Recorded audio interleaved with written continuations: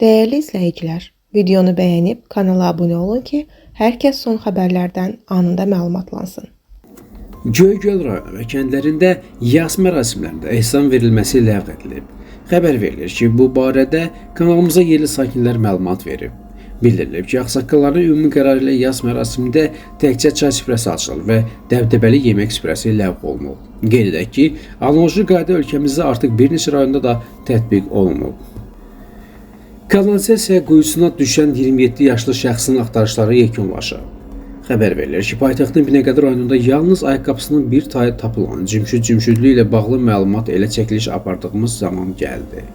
Təəssüflər olsun ki, onun cəsədi hadisənin baş verdiyi ərazidən çox uzaq bir yerdən, Övsandan tapıldı.